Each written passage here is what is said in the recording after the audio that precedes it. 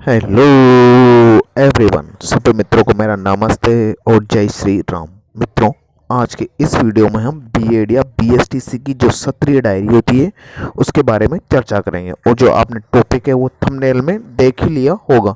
तो चलिए शुरू करते हैं इस वीडियो को। सबसे पहले जो आपका थंबनेल में टॉपिक दे रखा है, जो आपका जो प्रश्न है वो है, उसको देख लेते हैं अपन की प्रश्न क्या है आपका। मैंने थंबनेल में भी लिखा दिया था आपको, लेकिन एक बार देख लेते हैं प्रश्न क्या है। तो वो प्रश्न है आपका, कंप्यूटर से आप क्या समझते हैं, उसकी विशेषताएं बताइए। तो ये है आपका प्रश्न। तो चलिए इस प्रश्न का उत्तर अपन आज लिखते हैं। तो सबसे पहले आपको लिखना है, कंप्यूटर एक ऐसी इलेक्ट्रॉनिक मशीन है जो गणना अथवा गिनती करने में सक्षम होती है। कंप्यूटर शब्द अंग्रेजी भाषा के कंप्यूट से मिलकर बना है, जिसका मतलब है गणना या गिनती करना। इसके पश्चात में आप आगे लिखेंगे, यहाँ तक लिख लीजिए आप, क्योंकि जो कंप्यूटर का जो मीनिंग है वो मैंने बता दिया है कि क्या होता है। इसके पश्चात में थोड़ा और आगे क्लेरिफाई वो करेंगे कि उसके पश्चात में और की क्या क्या चीज़ें हो सकती है। तो कंप्यूटर शब्द किससे बना है? कंप्यूटर से मिलकर बना है। तो अर्थात अपन कह सकते हैं कंप्यूटर एक ऐसी इलेक्ट्रॉनिक मशीन है जो कि संग्रह किए गए अथवा दिए गए निर्देशों के आधार पर डाटा को ग्रहण करके परिणाम को आउटपुट या रिजल्ट बनाकर देता है। तो इस प्रकार से ये होता है कंप्यूटर। तो कंप्यूटर की डेफिनेशन आपकी क्लियर होगी कि किस प्रकार से कंप्यूटर किसे कहते हैं और कंप्यूटर किस प्रकार की एक इकाई है। इसके पश्चात अपन आगे लिखेंगे कंप्यूटर की खोज किसने की, इसका निर्माण किसने किया था। जो कंप्यूटर का निर्माण था वो चार्ल्स बेबेज ने किया था। इसके पश्चात में आगे मैं आपको देखिए, मैंने एक चित्र बनाया या डायग्राम बनाया। इस डायग्राम के माध्यम से मैं आपको समझाता हूँ कि कंप्यूटर कैसे अपनी सूचनाओं को या निर्देशों को कैसे एनालाइज करता है, उसको कैसे प्रोसेस करता है। कंप्यूटर के अंदर जो होता है वो इनपुट या डाटा को इनपुट दिया जाता है, बाहर से कोई डाटा दिया जाता है। तो कंप्यूटर उस डाटा या सूचना को प्रोसेसिंग करके उसको आउटपुट के रूप में निकालता है, और आउटपुट के रूप में निकलने के पश्चात में सूचना को स्टोरेज में या जो स्टोरेज कोई भी मेमोरी होती है उसके अंदर उसको ग्रहण कर लिया जाता है। तो ये होता है कंप्यूटर का। मैंने डायग्राम बता दिया, आपको समझ में आ गया होगा। इसके पश्चात में कंप्यूटर के जो प्रमुख भाग, महत्वपूर्ण भाग है, वो निम्न प्रकार से होंगे। पहला होगा इनपुट डिवाइस, दूसरा है आउटपुट डिवाइस, फिर होगा इसका सीपीयू, जिसको सेंट्रल प्रोसेसिंग यूनिट भी बोला जाता है। ये कंप्यूटर का मान लीजिए एक प्रकार से मस्तिष्क होता है। सीपीयू तो इसको सेंट्रल सीपीयू आपने देखा ही होगा। फिर होता है मास स्टोरेज डिवाइस होते हैं। और भी कंप्यूटर के भाग होते हैं जो निम्न प्रकार हैं। तो जो कंप्यूटर के भाग है वो होंगे अलग से, मॉनिटर हो गया, कीबोर्ड हो गया, माउस हो गया, ये सारे कंप्यूटर के प्रमुख भाग है। तो इसके अलावा जो ये भाग मैं लिखा रहा हूँ ये और भी भाग होते हैं। इस प्रकार से और भी भाग होंगे। इसके प्रिंटर हो गया, नेक्स्ट फ्लॉपी डिस्क है, उसके पश्चात फिर नेक्स्ट है लेज़र प्रिंटर हो गया, फिर नेक्स्ट जो इसका भाग है वो है सीडी रोम। इसके पश्चात में फिर नेक्स्ट जो इसका भाग होगा वो होगा सीडी रोम ड्राइव हो जाएगा।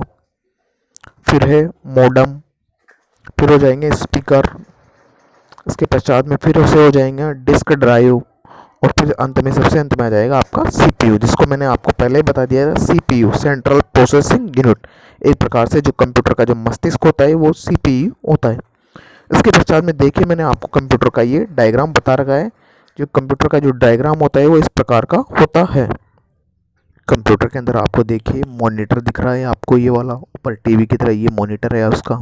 उसके बाद में इसका डिस्क ड्राइव है। डिस्क ड्राइव देखिए आपको, उसको सीडी रखने का डिस्क ड्राइव हो गया, वो चल रहा है। उसका फ्लॉपी डिस्क जो आपकी सीडी रखने का होता है वो हो गया आपका ये वाला।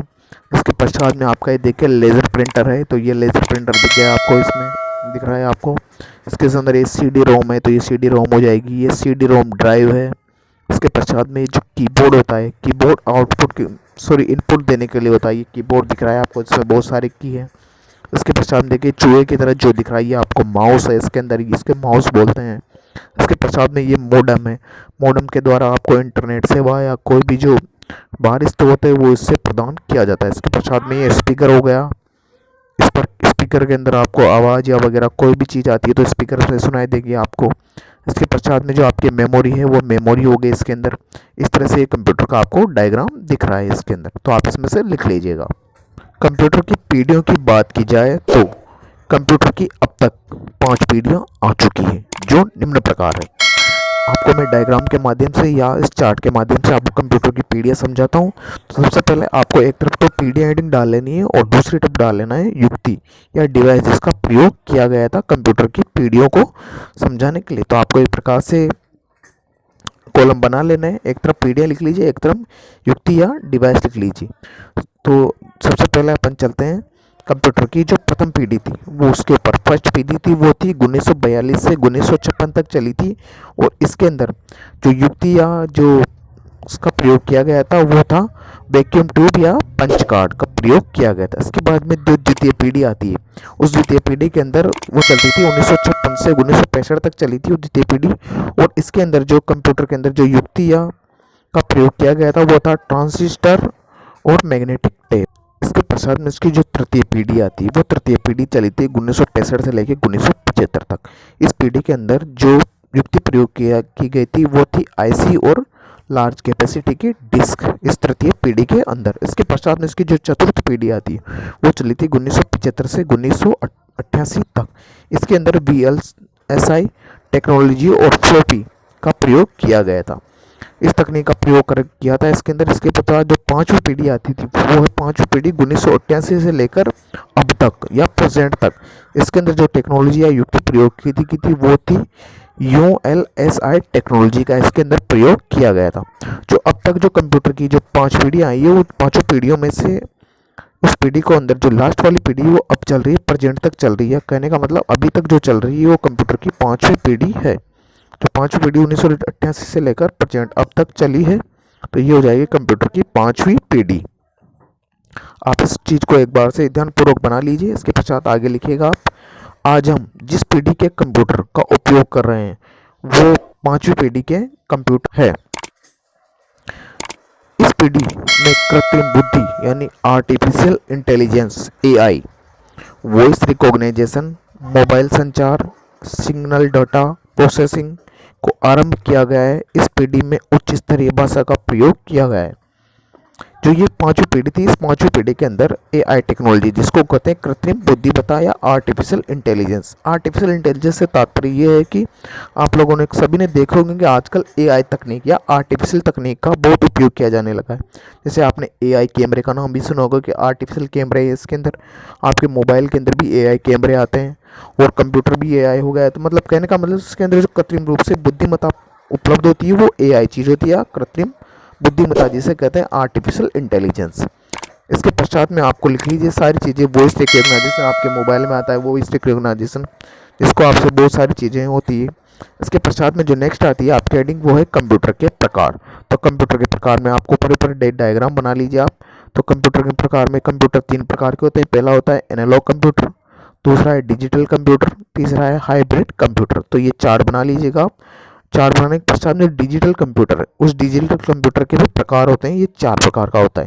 जो पहला होता है माइक्रो कंप्यूटर, दूसरा होता है मिनी कंप्यूटर, तीसरा होता है मेन फ्रेम कंप्यूटर और चौथा होता है सुपर कंप्यूटर। इस प्रकार से ये कंप्यूटर के प्रकार है। तो ये डायग्राम आप कंप्लीट कर लीजिएगा। इसके पश्चात में चलते हैं। तो आज के पश्चात में आते हैं आपके कंप्यूटर के उपयोग। कंप्यूटर के उपयोग में आप लिखेंगे कंप्यूटर का उपयोग आज प्रत्येक क्षेत्र में किया जाता है, जैसे शिक्षा हो गया, चिकित्सा हो गया, वैज्ञानिक अनुसंधान हो गए, प्रशासन, परिवहन, रेलवे, रोडवेज, संचार, व्यापार, मनोरंजन, घर, अस्पताल, मनोरंजन आदि में इस्तेमाल किया जाता है। जो निम्न प्रकार है। तो कंप्यूटर के जो उपयोग है वो इन क्षेत्रों में भी किया जाता है। लेकिन इसके अलावा और भी क्षेत्र हैं तो उसको अपन सारे क्षेत्रों को एक बार लिख लेते हैं एक एक क्रम वाइज कि क्या क्या क्षेत्र हैं। तो सब लगभग जितने भी क्षेत्र हैं उनको अपन लिख लेंगे। तो हो गया स्कूली बच्चों के लिए होमवर्क में कंप्यूटर का उपयोग, मनोरंजन में कंप्यूटर का उपयोग, सामाजिक मीडिया या सोशल मीडिया में कंप्यूटर का उपयोग, ज्ञान के अंदर कंप्यूटर का उपयोग, इंटरनेट, किताबें वगैरह वो सारी चीज़ें ज्ञान के अंदर आ जाएगी। इसके पश्चात में आगे भी कुछ है। तो संचार के अंदर भी कंप्यूटर का प्रयोग किया जाता है। बिक्री एवं विपणन में भी कंप्यूटर का प्रयोग किया जाता है। वित्तीय एवं ऑफिस में भी आपने देखा होगा कंप्यूटर का प्रयोग। शिक्षा और प्रशिक्षण में भी कंप्यूटर का प्रयोग किया जाता है। स्मार्ट क्लास हो गई तो स्मार्ट क्लास के अंदर भी आपने देखा होगा कि कंप्यूटर का प्रयोग किया जाता है। इसके पश्चात ऑनलाइन शिक्षा हो गई, डिजिटल लाइब्रेरी हो गई। आपने देखा हो कि ऑनलाइन शिक्षा में भी आजकल बहुत ज़्यादा कंप्यूटर का प्रयोग या प्रचलन बढ़ गया है। अनुसंधान परियोजनाएं हो गई बहुत सारी, तो अनुसंधान परियोजनाओं में अस्पताल के प्रबंधन में, मेडिकल्स की लैब के अंदर भी कंप्यूटर्स का प्रयोग किया जाता है, देखा होगा आपने। और जो शल्य चिकित्सा या सर्जरी के अंदर भी कंप्यूटर, बड़े बड़े कंप्यूटर का उपयोग किया जाता है सर्जरी के अंदर।